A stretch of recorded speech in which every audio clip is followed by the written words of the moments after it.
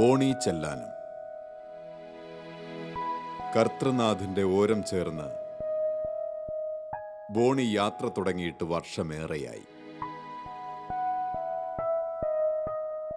വചനത്തിൽ സ്ഫുടം ചെയ്ത ജീവിതയാത്രകളിൽ നേരിന്റെ നേരറിവ് കാട്ടി ബോണി ചെല്ലാനം ദൈവീക ഊർജം പകർന്നു നൽകുന്നു.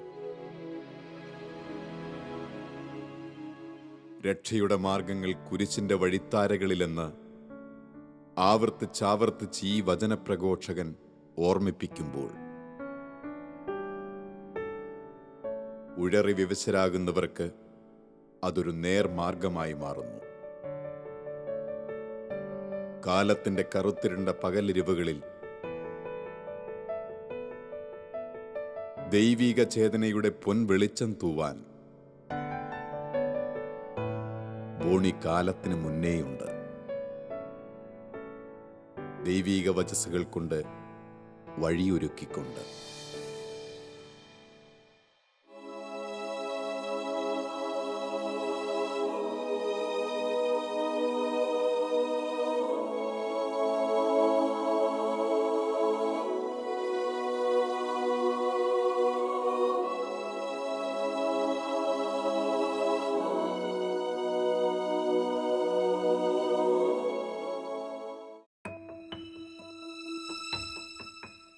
ലിജി രക്ഷാമന്ത്രമായി നാവിൽ ജപമാല കോർത്തവൾ, നാഥന്റെ തിരുമുറിവിലെ രക്തം കൊണ്ട് ജീവിതം കഴുകിയവൾ, വചനസൂക്തങ്ങൾ കൊണ്ട് വിജയവേഗങ്ങൾ തീർത്തവൾ, പരമകാരുണ്യവാന്റെ നിർലോഭമായ സ്നേഹത്തെ തൊട്ടറിഞ്ഞവൾ, രക്ഷാകര ദൗത്യത്തിനായി മുന്നിട്ടിറങ്ങിയവന്റെ പീഠാവഴികളിൽ എന്നും കൂട്ടായി നിന്നവൾ ഇവൾ.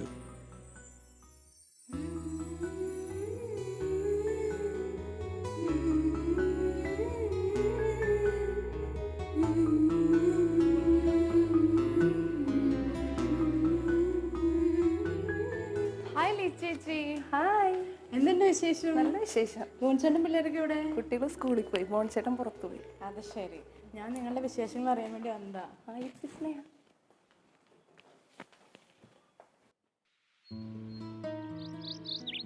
ആ സ്നേഹ, എപ്പോ വന്നു? ഇപ്പൊ വന്നോളൂ മോൻചേട്ടാ. ഇരിക്കിരി. എന്നിട്ട് സ്നേഹ സംസാരിച്ചു കഴിഞ്ഞോ? ഇല്ല മോൻചേട്ടാ, ജസ്റ്റ് തുടങ്ങിയതേ ഉള്ളൂ. എന്തുണ്ട് വിശേഷങ്ങൾ? നല്ല വിശേഷം. മോൻചേട്ടൻ എന്തുണ്ട് വിശേഷം? ആ നല്ലത് തന്നെ. ഈശോയുടെ കുരിശിന്റെ വഴിയിൽ തിരക്തം തുടച്ചുകൊണ്ട് ഒരാശ്വാസമായി ഒരു വെറോനിക്ക ഉണ്ടായിരുന്നു. അതുപോലെ ബോണിച്ചേട്ടൻ എന്ന ശുശ്രൂഷകന്റെ ജീവിതത്തിൽ ഒരാശ്വാസമായി, പ്രചോദനമായി, ഒരു വെറോനിക്കയായി ചേച്ചിയുണ്ട്. ചേച്ചിയുടെ സങ്കല്പത്തിൽ ചേച്ചിക്ക് ഒത്തിരി സങ്കല്പങ്ങൾ ഉണ്ടാവും വിവാഹത്തിന് മുമ്പ് തൻ്റെ ജീവിത പങ്കാളിയെ പറ്റി. ഒരു ശുശ്രൂഷകനാണ് ചേച്ചിയുടെ ജീവിതത്തിലേക്ക് കടന്നു വന്നത്. അതിനെപ്പറ്റി ചേച്ചിക്ക് എന്താണ് പറയാനുള്ളത്? ഒരു ശുശ്രൂഷകൻ എൻ്റെ ജീവിതത്തിൽ കടന്നു വരുന്ന ഞാൻ ഒരിക്കലും വിചാരിച്ചിട്ടില്ല. ഞാനത് ബോണിച്ചേട്ടനോട് ഷെയർ ചെയ്തിട്ടുണ്ട്. സ്നേഹ, ലിജി പറഞ്ഞത് ശരിയാണ്. എൻ്റെ അടുത്ത് പലവട്ടം ഷെയർ ചെയ്തിട്ടുണ്ട്. ലിജി ഒരു ശുശ്രൂഷകനെ ആയിരിക്കും ഭർത്താവായി കിട്ടുന്നതെന്ന് പ്രതീക്ഷിച്ചിരുന്നില്ല. ലിജി പറഞ്ഞിട്ടുള്ള ഞാൻ ഓർക്കുന്നുണ്ട്. ഞങ്ങൾ കല്യാണത്തിന് മുമ്പ് പെണ്ണ് കാണലെല്ലാം കഴിഞ്ഞ് കല്യാണം ഉറപ്പിച്ചതിന് ശേഷം ഞാൻ ലിജിയോടൊന്ന് സംസാരിക്കണമെന്ന് പറഞ്ഞിട്ട് ലിജിയുടെ അപ്പച്ചനോട് പറഞ്ഞ് ഞാൻ രണ്ടാമത് വീട്ടിൽ ചെന്നിരുന്നു. അപ്പം അന്നേരം ഞാൻ പറഞ്ഞായിരുന്നു, ഞാൻ ശുശ്രൂഷ ചെയ്യുന്ന ഒരാളാണ്, അപ്പം അതിൻ്റെതായ ബുദ്ധിമുട്ടുകളൊക്കെ ചിലപ്പോൾ ഉണ്ടാകും. അപ്പം അന്നേരം അതെല്ലാം കേട്ടിരുന്നിട്ട് ലിജി പറഞ്ഞു, എനിക്കത് കുഴപ്പമില്ല, നല്ല കാര്യമല്ലേ എന്ന് പറഞ്ഞു. പക്ഷെ കല്യാണം കഴിഞ്ഞ് 2 ആഴ്ച കഴിഞ്ഞപ്പോൾ തന്നെ ഒരാഴ്ചത്തേക്ക് വീട്ടിൽ നിന്നൊരു ധ്യാനത്തിന് പോയി. അത് ഞാനിപ്പോഴും ഓർക്കുന്നുണ്ട്. ഞാൻ പോകുമ്പോൾ ലിജി കരഞ്ഞുകൊണ്ടാണ് എന്നെ വിട്ടത്. പിന്നീട് ലിജി പറഞ്ഞിട്ടുണ്ട്, ഞാൻ ഈ ശുശ്രൂഷ എന്ന് പറഞ്ഞപ്പോൾ ഇങ്ങനെ ഇത്രയും ഒരു വീട്ടിലുണ്ടാകാത്ത അവസ്ഥ, പല പരിപാടിക്കും ഇല്ലാത്തൊരു സ്ഥിതി അങ്ങനെ ഉണ്ടാവും ഞാൻ പ്രതീക്ഷിച്ചിട്ടില്ല എന്ന് ലിജി പറഞ്ഞിട്ടുണ്ട്. അല്ലേ ലിജി? അങ്ങനെ പറഞ്ഞിട്ടുണ്ട്. ചില സമയങ്ങളിൽ ബുദ്ധിമുട്ടും ഉണ്ടായിട്ടുണ്ട്. അല്ലേ? ബുദ്ധിമുട്ടുണ്ടായിട്ടുണ്ട്. പക്ഷേ ബുദ്ധിമുട്ടുണ്ടായിട്ടെന്ന് പറയുമ്പോഴും ഒരു ഇഷ്ടക്കേടോ ഒരു വിഷമമായിട്ടൊന്നും കാണിച്ചിട്ടില്ല കേട്ടോ. സാമാന്യ മനുഷ്യർക്കുണ്ടാകുന്നൊരു വേദന ഉണ്ടായിട്ടുണ്ടല്ലേ. പല കല്യാണങ്ങൾക്കും ഞാൻ ഉണ്ടാകുന്നുണ്ട്. വളരെ വളരെ ക്ലോസ്ഡ് ആയിട്ടുള്ള റിലേറ്റീവ്സിൻ്റെ കല്യാണത്തിന് എടവപ്പള്ളിയിലെ തിരുനാളിൻ്റെ ദിവസങ്ങളിൽ ഞാൻ മനഃപൂർവ്വം ഉണ്ടാകത്തല്ല, നമുക്ക് ഈ ശുശ്രൂഷയായിട്ട് ബന്ധപ്പെട്ട് പോകേണ്ടി വരുമ്പോൾ അപ്പോഴൊക്കെ ലിജി ഒറ്റയ്ക്കായിരിക്കുമല്ലോ, പലരും ചോദിച്ചിട്ടുണ്ട് ഉണ്ടെന്നൊക്കെ പറഞ്ഞിട്ടുണ്ട്.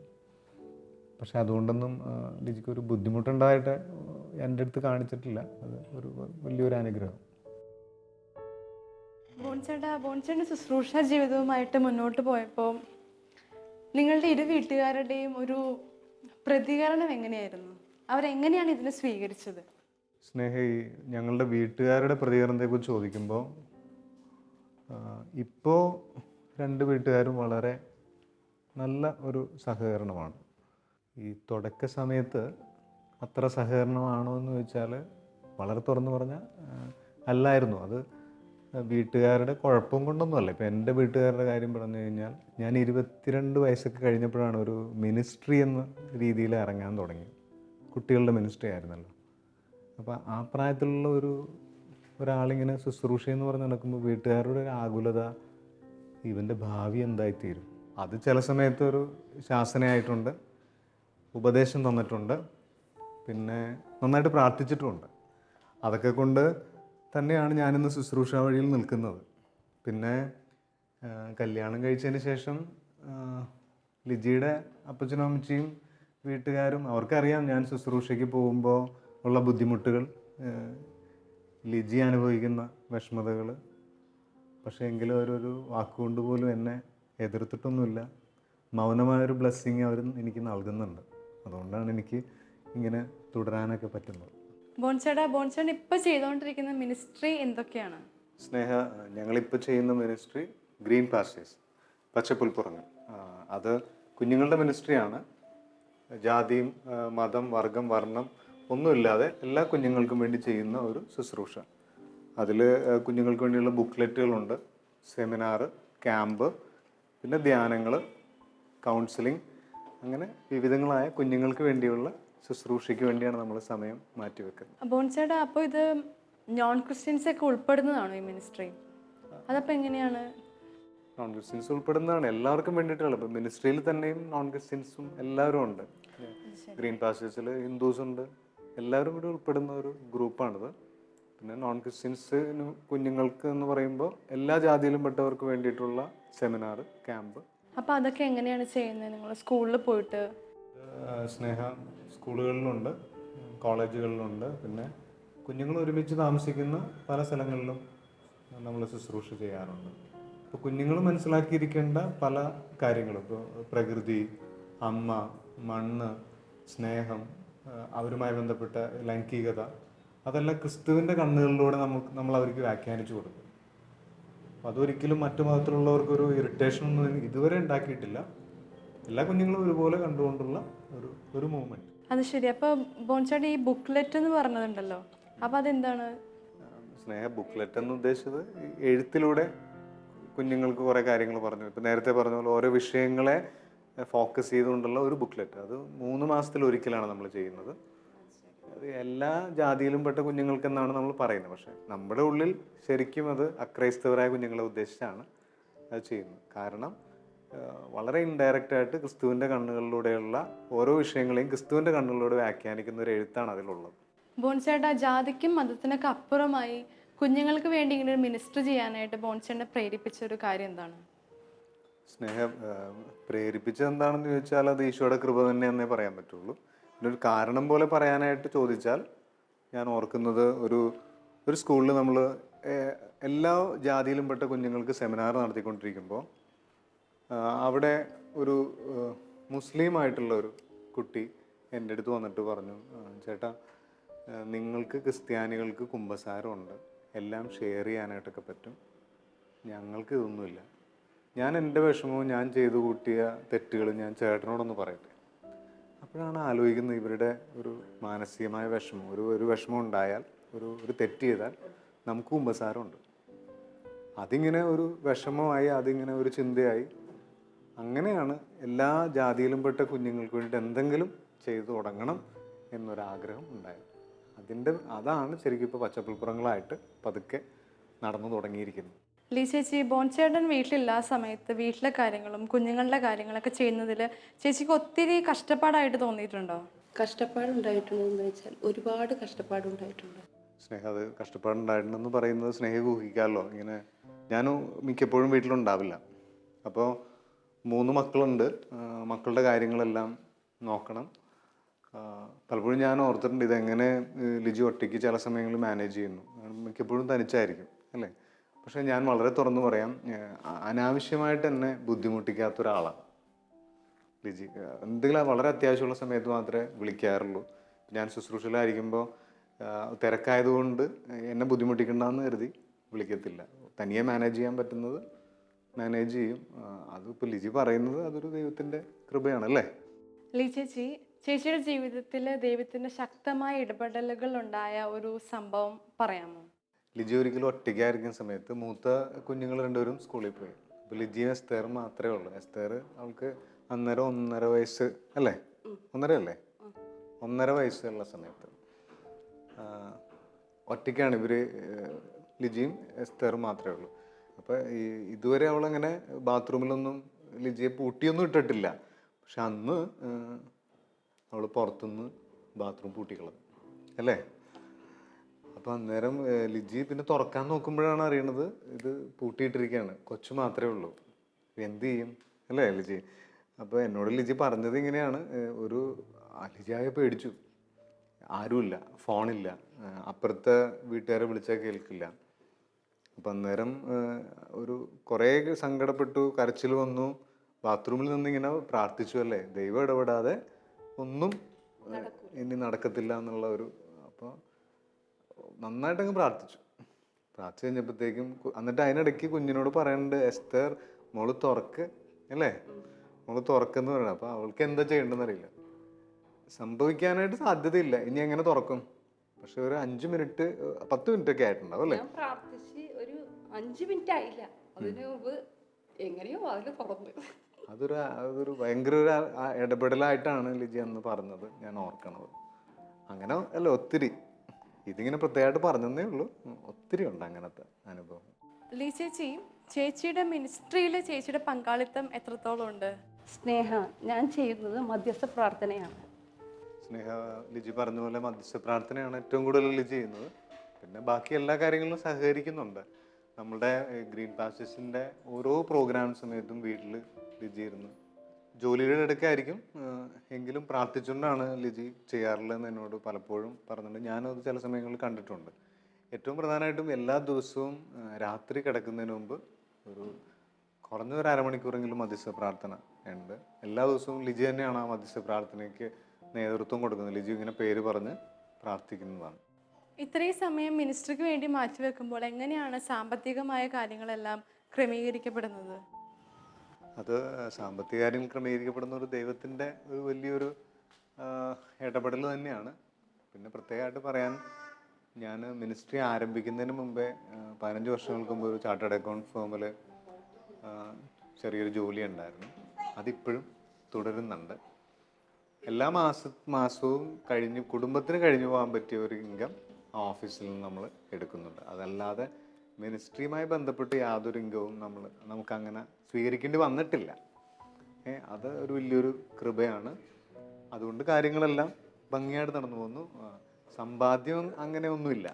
എല്ലാ മാസവും അല്ലേ ലിജി, എല്ലാ മാസവും കൃത്യമായിട്ട് കാര്യങ്ങൾ നടക്കും. സമ്പാദിക്കണമെന്ന് തോന്നിയിട്ടുമില്ല.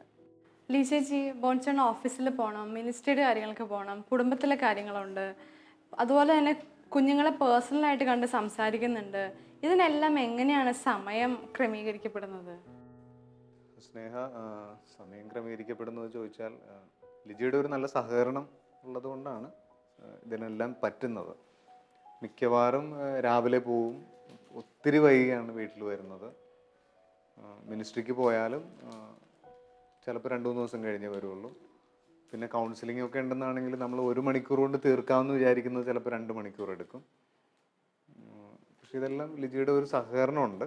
എങ്കിലും മാക്സിമം എൻ്റെ ഭാഗത്ത് ഞാൻ വിചാരിക്കുന്നത്, ഇപ്പോൾ നമുക്ക് പരിക്കേറ്റാലും മറ്റുള്ളവർക്ക് പരിക്കേൽക്കരുത്, ആ രീതിയിൽ ചെയ്യാവുന്നിടത്തോളം മാക്സിമം ചെയ്യുന്നു. അത് ഒരു കൃപയാണ്. അതിൽ കഷ്ടപ്പാടുണ്ട്. ചില സമയത്തൊന്ന് കിടന്ന് ഉറങ്ങാനായിട്ട് ആഗ്രഹിച്ചിട്ടുണ്ട്, ഒന്ന് സ്വസ്ഥമായിട്ടൊന്ന് ഉറങ്ങാനായിട്ട്. പക്ഷെ ചിലപ്പോൾ പറ്റാറില്ല. ചില ദിവസങ്ങളിൽ ശുശ്രൂഷ കഴിയുന്ന സമയത്ത് നമ്മൾ തീർത്തും തളർന്നു പോകും. അത് ചിലപ്പോൾ നമ്മളൊരു മറ്റു കാര്യങ്ങൾക്ക് വേണ്ടി ഓടി നടന്നാൽ അത്രയും ക്ഷീണം ഉണ്ടാവില്ല. പക്ഷെ മിനിസ്ട്രി ചെയ്യാൻ നേരത്ത് നമ്മൾ തീർത്തും തളർന്നു പോകും. അതിനുശേഷം ഒന്ന് വിശ്രമിക്കാമല്ലോ എന്ന് കരുതി വരാൻ നേരം ചിലപ്പോൾ വേറെ എന്തെങ്കിലും കാര്യം ഉണ്ടാവും. അത് കണ്ടറിഞ്ഞ് ലിജി പ്രവർത്തിക്കാറുണ്ട്. അത് വളരെ പോസിറ്റീവായിട്ടുള്ളൊരു കാര്യമാണ്. പിന്നെ ഒരു കാര്യം എനിക്ക് ഓർമ്മ വരുന്നത്, ഒരു സമയത്ത് ഞാൻ വല്ലാതെ ടയർഡായപ്പോൾ ഒരു രാവിലെ വെളുപ്പിനെ ഒരു 4:30 എന്തോ എഴുന്നേറ്റ് ഞാനിങ്ങനെ ഇരിക്കുമ്പോൾ ലിജി എന്നോട് ഒരു ചായ കൊണ്ടുവന്നിട്ട് ലിജി എന്നോട് ചോദിച്ചു, എന്താണ് ഇങ്ങനെ രാവിലെ ഇങ്ങനെ ആകെ മൂഡ് ഔട്ടായിട്ടിരിക്കുന്നത് എന്താണെന്ന് ചോദിച്ചു. അപ്പോൾ ഞാൻ ലിജിയോട് പറഞ്ഞു, ഞാൻ മിനിസ്ട്രി എല്ലാം നിർത്തണമെന്ന് എനിക്ക് തോന്നുന്നു. കാരണം എല്ലാം കൂടി ഞാൻ ഭയങ്കര തിരക്കായി, ഭയങ്കര ഒരു ടൈറ്റായിട്ടുള്ളൊരു നിർത്തുകയാണ്. അപ്പം ഞാൻ വിചാരിക്കുന്നത് ലിജിക്കത് വളരെ സന്തോഷമാവും. കാരണം ഇങ്ങനെ അലച്ചിലൊക്കെ തീർന്ന് പിന്നെ വീടും അത്യാവശ്യം ഓഫീസിലും പോയി ഇങ്ങനെയുള്ള കാര്യങ്ങൾ മാത്രം ആവുമല്ലോ. അങ്ങനെയാണ് ഞാൻ ലിജി അങ്ങനെ മറുപടി പറയുമെന്ന് ഞാൻ വിചാരിക്കുന്നത്. പക്ഷേ ലിജി പറഞ്ഞത് ഈ മിനിസ്ട്രി ഇല്ലാതെ ബോണിച്ചേട്ടൻ എങ്ങനെയാണ് അങ്ങനെ ജീവിക്കാൻ പറ്റുമോ? ഇത് ബോണിച്ചേട്ടൻ്റെ ഒരു വിളിയാണ്, കോളാണ്. ഇത് ഉപേക്ഷിച്ചിട്ട് പിന്നെ ബോണിച്ചേട്ടനില്ല. അതെന്നെ വളരെ സ്വാധീനിച്ചിട്ടുണ്ട്. ലീ ചേച്ചിയുടെയും ബോൺചേട്ടൻ്റെയും ജീവിതത്തിൽ വിശ്വാസം പരീക്ഷിക്കപ്പെട്ട എന്തെങ്കിലും ഒരു സാഹചര്യം ഉണ്ടായിട്ടുണ്ടോ? പരീക്ഷിക്കപ്പെട്ടതെന്ന് പറഞ്ഞാൽ അന്നയുടെ ഞങ്ങളുടെ മൂത്ത മോള് അന്നയുടെ ഒരു കാര്യമുണ്ട്. സ്നേഹ പരീക്ഷിക്കപ്പെട്ട ഒത്തിരി സംഭവങ്ങളുണ്ട് കേട്ടോ. ഇപ്പോൾ ലിജി ഇപ്പോൾ അന്നയുടെ കാര്യം പറഞ്ഞതുകൊണ്ട് അത് ഷെയർ ചെയ്യാണ്. ഞങ്ങളുടെ കല്യാണം കഴിഞ്ഞ് ഒരു 6 മാസങ്ങൾക്ക് ശേഷമാണ് മൂത്ത മോള് അന്നയെ ലിജി കൺസീവ് ചെയ്യുന്നത്.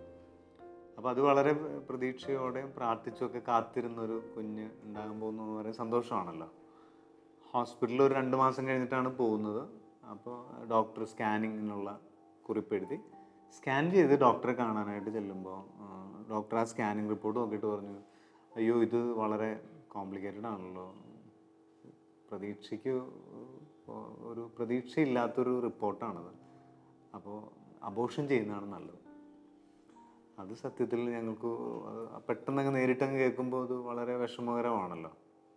അപ്പോൾ ഡോക്ടറോട് ഞങ്ങൾ പറഞ്ഞു, അയ്യോ ഡോക്ടറെ അബോർഷനൊന്നും അതൊന്നും വേണ്ട ഡോക്ടർ, നമുക്കൊന്നുകൂടി നോക്കാമല്ലോ, ഇപ്പോൾ 3 മാസം ആകുന്നില്ലേ ഉള്ളൂ. അപ്പോൾ ഡോക്ടർ പറഞ്ഞു ഓക്കെ നമുക്ക് നോക്കാം, 1 മാസം കഴിഞ്ഞ് ഒന്നുകൂടി സ്കാൻ ചെയ്യാൻ പറഞ്ഞു. രണ്ടാമത്തെ സ്കാനിങ് റിപ്പോർട്ടുമായിട്ടും ഡോക്ടറിൻ്റെ അടുത്ത് ചെന്നപ്പോൾ അതേ കാര്യം തന്നെയാണ് ഡോക്ടർ പറഞ്ഞത്. ഇനി പ്രതീക്ഷയ്ക്ക് ഒട്ടും ഇതില്ല, നിങ്ങൾ അബോർഷൻ നടത്തിക്കോ, നിങ്ങൾക്ക് ഇനിയും മക്കളുണ്ടാവുമല്ലോ. അപ്പം ഞങ്ങൾ അന്നേരം പറഞ്ഞു, അയ്യോ ഡോക്ടറെ ഞങ്ങൾ അബോർഷനൊന്നും ഞങ്ങൾക്ക് പറ്റില്ല. അപ്പോൾ ലിജി അതൊക്കെ കരഞ്ഞുകൊണ്ടാണ് കേൾക്കുകയൊക്കെ ചെയ്യുന്നത്. അപ്പോഴത്തേക്കും ഡോക്ടർ പറഞ്ഞു, എന്നാൽ നമുക്കൊന്നുകൂടി നോക്കാം, എന്തായാലും ഞാൻ അബോർഷൻ നടത്താൻ പറയുന്ന ഒരാളല്ല, ഇത് വളരെ കോംപ്ലിക്കേറ്റഡ് ആയിട്ടുള്ളൊരു കാര്യം ആയതുകൊണ്ടാണ് ഞാൻ അങ്ങോട്ട് പറഞ്ഞതെന്ന് പറഞ്ഞു. അപ്പം ഞങ്ങളുടെ റിലേറ്റീവ്സ് ആണെങ്കിലും ഒക്കെ ഞങ്ങളോട് പറഞ്ഞു, എന്തിന് ഇത്രയും ഒരു റിസ്ക് എടുക്കുന്നു, ഡോക്ടേഴ്സ് പറയുന്നതങ്ങ് അനുസരിച്ചാൽ മതിയല്ലോ. ഞങ്ങളുടെ ഫ്രണ്ട്സും ഒക്കെ പറഞ്ഞു. പക്ഷെ ഞങ്ങൾ അതൊരു പ്രതിസന്ധിയുടെ സമയമാണത്. ഡോക്ടർ പറഞ്ഞതാണ്, ഈ കുഞ്ഞുണ്ടായി കഴിഞ്ഞാൽ കുഞ്ഞ് മന്ദബുദ്ധിയായിരിക്കും, കാര്യമായ വൈകല്യങ്ങൾ ഈ കുട്ടിക്ക് ഉണ്ടാവും, അപ്പോൾ ഈ കുഞ്ഞിനെയുമായിട്ട് ജീവിതകാലം മുഴുവൻ നിങ്ങൾക്ക് വിഷമിക്കേണ്ടി വരും. അപ്പം അങ്ങനെ ഒരു മുഴുവൻ ജീവിതത്തിൽ മുഴുവൻ ഒരു റിസ്ക് എടുക്കുന്നതിനൊക്കെ നല്ലതാണല്ലോ ഇപ്പം ഇത്തിരി വിഷമിക്കുന്നതെന്നാണ് ഡോക്ടർ പറഞ്ഞത്. പക്ഷെ നമ്മൾ മുന്നോട്ട് പോയി. അതൊരു പ്രതിസന്ധി തന്നെയായിരുന്നു. പലരും ചോദിച്ചു, നിങ്ങളിങ്ങനെ സുവിശേഷമൊക്കെ പറഞ്ഞു വന്നിട്ട് നിങ്ങൾക്കുണ്ടാകാൻ പോകുന്ന കുഞ്ഞെന്താണ് ഇങ്ങനെ ആയിപ്പോകാൻ പോയത്? അപ്പം അതിനൊന്നും നമുക്ക് ഉത്തരവില്ല. ഇപ്പം ജീവിതത്തിൽ പലപ്പോഴും ചില ചോദ്യങ്ങൾക്ക് ഉത്തരം നമുക്ക് കൊടുക്കാൻ പറ്റില്ല. പക്ഷേ ഇതിങ്ങനെ മുന്നോട്ട് പോകുന്നു. 6 സ്കാനിങ് നടത്തി. എല്ലാ സ്കാനിങ്ങിലും നെഗറ്റീവ് റിപ്പോർട്ടാണ്. ലാസ്റ്റ് ചെയ്ത സ്കാനിങ്ങിൽ കുഞ്ഞിൻ്റെ ഓരോ അവയവങ്ങളെക്കുറിച്ചുള്ള റിപ്പോർട്ടുകൾ വരും, എല്ലാം നോർമലാണോന്ന്. പക്ഷെ അത് വെച്ച് നോക്കുമ്പോൾ അങ്ങനെ ഒരു കുഞ്ഞ് ജനിക്കാൻ പാടില്ല. അപ്പോൾ ഒരു 8-ാം മാസത്തിലേക്ക് എടുത്തപ്പോൾ ഡോക്ടർ പറഞ്ഞു, നോർമൽ ഡെലിവറിക്കുള്ള ആരോഗ്യം കുഞ്ഞിനില്ല, അതുകൊണ്ടൊരു ഓപ്പറേഷൻ ചെയ്തെടുക്കണം, 2 ആഴ്ചക്ക് മുമ്പ് അഡ്മിറ്റ് ആകണം. പുറത്തുനിന്ന് ഹോസ്പിറ്റലിൽ നിന്ന് ഒരു ചിൽഡ്രൻ സ്പെഷ്യലിസ്റ്റ് ഡോക്ടറിനെ പ്രത്യേകമായിട്ട് വിളിക്കും. ഓപ്പറേഷൻ ചെയ്ത കുഞ്ഞിനെ ആ ഡോക്ടറിന് കൈമാറും. പിന്നെ ആ ഡോക്ടറാണ് പറയേണ്ടത്. എന്തായാലും ഒരു 2-3 മാസം ഇവിടെ തന്നെ ഉണ്ടാകേണ്ടി വരും കുഞ്ഞിനെയായിട്ട്. സിസേറിയൻ ഡേറ്റ് ഫിക്സ് ചെയ്തതിൻ്റെ തലേദിവസം ആ ഡോക്ടർ എന്നെ അദ്ദേഹത്തിൻ്റെ OP-യിൽ വിളിച്ചിട്ട് 45 മിനിറ്റ് നേരം എന്നെ ആശ്വസിപ്പിച്ചു. കാരണം നാളെ ഞാനൊരു മന്ദബുദ്ധിയായ കുഞ്ഞിൻ്റെ അപ്പനാകാൻ പോകും. അപ്പോൾ എന്നോട് അദ്ദേഹത്തിനൊരു സഹതാപം. ലിജി ആണെങ്കിൽ തന്നെ അവിടെ ഹോസ്പിറ്റലിൽ അഡ്മിറ്റ് ആയ സമയത്ത് ജൂനിയർ ഡോക്ടേഴ്സ് എല്ലാ ദിവസവും റൗണ്ട്സിന് വരുമ്പോൾ അവർ സഹതാപത്തോടെയാണ് അല്ലേ ലിജിനെ ഇങ്ങനെ നോക്കണത്. കാരണം ഒരു മന്ദബുദ്ധിയായ കുഞ്ഞിന് ജന്മം കൊടുക്കാൻ പോകുന്ന ചേച്ചി, ആ ഒരു വിഷമം അവരുടെ ഉള്ളിൽ ഉണ്ട്. അങ്ങനെ പിറ്റേ ദിവസം രാവിലെ സിസേറിയൻ്റെ അന്ന് രാവിലെ 7:15 ലിജിയെ ഹോസ്പിറ്റലിലേക്ക് തിയേറ്ററിലേക്ക് കൊണ്ടുപോകുന്നു. അപ്പോൾ എൻ്റെ റിലേറ്റീവ്സ് എല്ലാവരും വന്നിട്ടുണ്ട്. പക്ഷേ ആരുടെ മുഖത്തും ഒരു സന്തോഷമില്ല. അത് അവരെ കുറ്റം പറഞ്ഞിട്ട് കാര്യമില്ല. കാരണം ഉണ്ടാകാൻ പോകുന്നൊരു കുഞ്ഞ് മന്ദബുദ്ധിയായ കുഞ്ഞാകുമ്പോൾ എങ്ങനെയാണ് സന്തോഷിക്കാനായിട്ട് പറ്റുന്നത്? സാധാരണ ഒരു കുഞ്ഞുണ്ടാകുമ്പോൾ എല്ലാവർക്കും സന്തോഷമായിരിക്കും. അപ്പം അതിൻ്റെ ഒരു മ്ലാനത എല്ലാവരുടെ മുഖത്തും ഉണ്ട്. ഓപ്പറേഷൻ തിയേറ്ററിലേക്ക് കൊണ്ടുപോയി. ഞാൻ അന്നേരം ആ ഹോസ്പിറ്റലിൻ്റെ ചാപ്പലിൽ ഒരു തൂണിൻ്റെ മറയത്ത് ഏറ്റവും ഒരു ചാപ്പലിൻ്റെ അങ്ങേയറ്റത്ത് ആരും കാണാതെ മുട്ടുമ്മൽ നിന്ന് ഞാൻ അന്നേരം പ്രാർത്ഥിച്ചത് ഒരു അത്ഭുതം നടക്കണമെന്നൊന്നുമല്ല. ഒരു മന്ദബുദ്ധിയായ കുഞ്ഞിനെയാണ് ദൈവം ഞങ്ങൾക്ക് തരുന്നതെങ്കിൽ ആ കുഞ്ഞിനെ സ്വീകരിക്കാനുള്ള ഒരു മനസ്സ് ഞങ്ങൾക്ക് തരണം. അവളെ കൈപിടിച്ച് എവിടെയെങ്കിലും കൊണ്ടുപോകാനുള്ളൊരു മനസ്സ്, ഇതെൻ്റെ മോളാണ് എന്ന് പറഞ്ഞ് അഭിമാനത്തോടെ പോകാനായിട്ടുള്ളൊരു മനസ്സ് ഞങ്ങൾക്ക് തരണം. അതാണ് പ്രാർത്ഥിച്ചത്. ഒരു 45 മിനിറ്റ് നേരം അങ്ങനെ പ്രാർത്ഥിച്ചുകൊണ്ടിരിക്കുമ്പോൾ എൻ്റെ അളിയൻ വന്നിട്ട് എന്നെ വിളിച്ചു, നിന്നെ ഡോക്ടർ വിളിക്കുന്നുണ്ടെന്ന് പറഞ്ഞു. അപ്പം ഞാൻ ഓപ്പറേഷൻ തിയേറ്ററിലേക്ക് പോകുമ്പോൾ എൻ്റെ നടന്നിട്ട് കയറുന്നില്ല. മനസ്സിൽ മുഴുവൻ ഇങ്ങനെ ടെൻഷനാണ്, എന്താണ് കേൾക്കാൻ പോണത്. ഞാൻ ഓപ്പറേഷൻ തിയേറ്ററിലേക്ക് ചെന്നു. അപ്പോൾ ആദ്യമായിട്ട് ഓപ്പറേഷൻ തിയേറ്ററിൽ കയറണം. 2-3 ഡോറെല്ലാം കഴിഞ്ഞ് അവിടെ ചെല്ലുമ്പോൾ പച്ച ഉടുപ്പും മുടിയൊക്കെ വെച്ച തൊപ്പിയൊക്കെ വെച്ച കുറേ ആൾക്കാർ അങ്ങോട്ട് ഇങ്ങോട്ട് നടക്കുന്നുണ്ട്. അപ്പോൾ എൻ്റെ ഡോക്ടർ കുറേ ദൂരത്ത് നിന്ന് എന്നെ വിളിച്ചു. അദ്ദേഹം ഗ്ലൗസ് ഒന്നും ഊരിയിട്ടില്ല, കയ്യിലൊക്കെ ഗ്ലൗസിലൊക്കെ ചോരയൊക്കെ ഉണ്ട്. അദ്ദേഹം വിളിച്ചിട്ട് പറഞ്ഞു, എടോ നിങ്ങളുടെ വിശ്വാസം അപാരം തന്നെ, കുഞ്ഞിനൊരു പ്രത്യക്ഷത്തിലൊരു പ്രശ്നവും കാണുന്നില്ല. ഇനി ഞാൻ ചിൽഡ്രൻസ് സ്പെഷ്യലിസ്റ്റ് ഡോക്ടർ പറയും. അപ്പോഴത്തേക്കും അതൊരു ഭയങ്കര ഒരു സന്തോഷമായിരുന്നു. പിന്നെ പിറ്റേ ദിവസം ആ ചിൽഡ്രൻസ് സ്പെഷ്യലിസ്റ്റ് ഡോക്ടർ മുറിയിൽ വന്നിട്ട് ഈ സ്കാനിങ് റിപ്പോർട്ടെല്ലാം എടുത്ത് നോക്കിയിട്ട് അദ്ദേഹം ആ റിപ്പോർട്ടെല്ലാം ബെഡിലേക്ക് ഇങ്ങനെ വലിച്ചെറിഞ്ഞിട്ടു. എന്നിട്ട് പറഞ്ഞു, ഈ റിപ്പോർട്ടിൽ പറയുന്ന ഒരു കുഴപ്പവും ഈ കൊച്ചിനില്ല, ഈ കൊച്ച് പെർഫെക്റ്റാണ്, അത് ദൈവത്തിൻ്റെ അനുഗ്രഹം, എന്താണെന്ന് പറയാൻ പറ്റുന്നില്ല. അത് ഭയങ്കര ഇപ്പം അവള് 4ാം ക്ലാസ്സിൽ പഠിക്കണം തന്നെ. അവള് സ്കൂളിലൊക്കെ ഓരോ കാര്യങ്ങൾ ചെയ്യുമ്പോഴും എല്ലാ വർഷവും ഡാൻസ് ചെയ്യും. അവളിങ്ങനെ ഓടിക്കളിച്ച് പഠിച്ചു നടക്കുന്ന സമയത്ത് ഞങ്ങൾ ഇടയ്ക്ക് അവളെ നോക്കിയിരുന്നു പറയും, അന്ന് ഡോക്ടർ പറഞ്ഞത് കേട്ട് കൊന്നിരുന്നെങ്കിൽ ഇന്നവളില്ല. അത് ഒരു വിശ്വാസം പരീക്ഷിക്കപ്പെട്ട ഒരു അനുഭവമാണ്. അതാണല്ലോ ജീവിതം. വിശ്വാസം പരീക്ഷിക്കപ്പെട്ടു പോകണം. എപ്പോഴും എനിക്ക് എടുത്തു പറയാനുള്ളത്, ഒരു അത്ഭുതം ഞങ്ങൾ പ്രതീക്ഷിക്കുന്നില്ല. അത്ഭുതം അത് ക്രിസ്തുവിൻ്റെ വഴിയിലും അതാണല്ലോ, സഹനത്തിൻ്റെ ഒരു വഴിയാണല്ലോ. അങ്ങനെ തന്നെ ആയിരിക്കണം ജീവിതം എന്നാണ് ആഗ്രഹിക്കുന്നത്. ലിജേച്ചി, ഒരു ഭാര്യ എന്ന നിലയിൽ തൻ്റെ ഭർത്താവിനെ ഓർത്ത് അഭിമാനം തോന്നിയ ഏതെങ്കിലും ഒരു സന്ദർഭങ്ങൾ ഉണ്ടായിട്ടുണ്ടോ? സ്നേഹസേനയുടെ അവാർഡ് ബോൺചേട്ടനാണ് കിട്ടിയതെന്ന് എന്നോട് സ്നേഹസേനയിലെ അച്ഛൻ വിളിച്ചു പറഞ്ഞപ്പോൾ എനിക്ക് വളരെയധികം സന്തോഷം തോന്നിയായി. അതിപ്പോൾ ലിജിക്ക് വളരെ സന്തോഷം തോന്നിയെന്നും ഇപ്പോൾ സ്നേഹയോട് പറഞ്ഞപ്പോൾ എനിക്കും ഒരു സന്തോഷം. സ്നേഹസേനയുടെ ഒരു അവാർഡ്, അത് കുട്ടികളുടെ ഇടയിൽ ചെയ്ത കാര്യത്തിന്, സ്നേഹസേനയുടെ 25ാമത്തെ വാർഷികത്തിന് കുഞ്ഞുങ്ങളുടെ ഇടയിൽ മാനവീയ മൂല്യങ്ങൾ വളർത്തുന്നതിലുള്ള പരിശ്രമങ്ങൾക്കുള്ള ബഹുമതി എന്ന് പറഞ്ഞിട്ട് അവർ തന്നു. അപ്പോൾ അത് എല്ലാവർക്കും, അപ്പച്ചനും അമ്മച്ചിക്കൊക്കെ വളരെ സന്തോഷം തോന്നി. ഇപ്പോൾ ലിജിക്ക് സന്തോഷം തോന്നിയെന്ന് പറഞ്ഞപ്പോൾ എനിക്ക് കുറേ കൂടി ഒരു സന്തോഷം. ബോൺചേട്ടാ, ചേച്ചി പറഞ്ഞ ഈ സ്നേഹസേന അവാർഡിൻ്റെ പ്രത്യേകത എന്താണ്? സ്നേഹസേന അറിയാമല്ലോ, കുഞ്ഞുങ്ങൾക്ക് വേണ്ടിയുള്ള ഒരു ചെറിയ ബുക്കാണ്.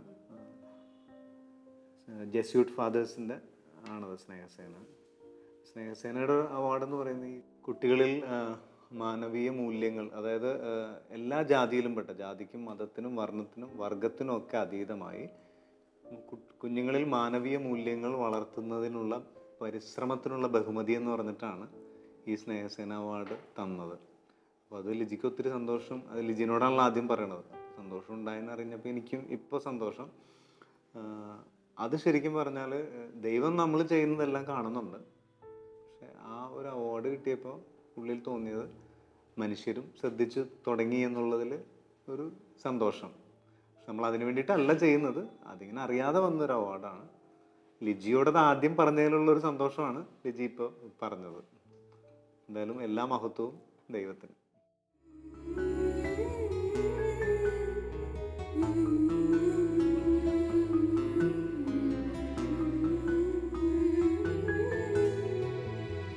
എൻ്റെ പിതാവേ,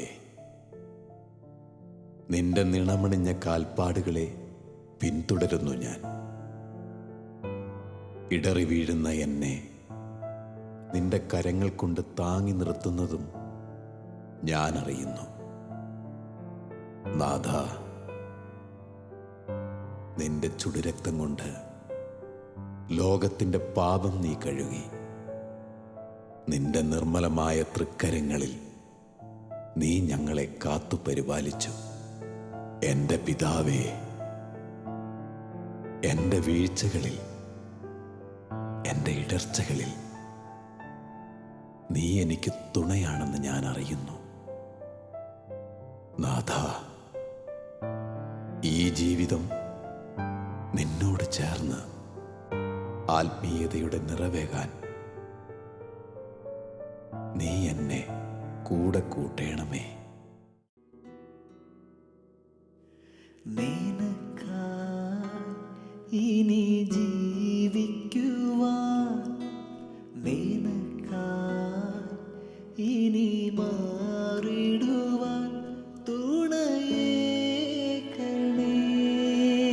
നാഥാ, കൃപയാകണേ.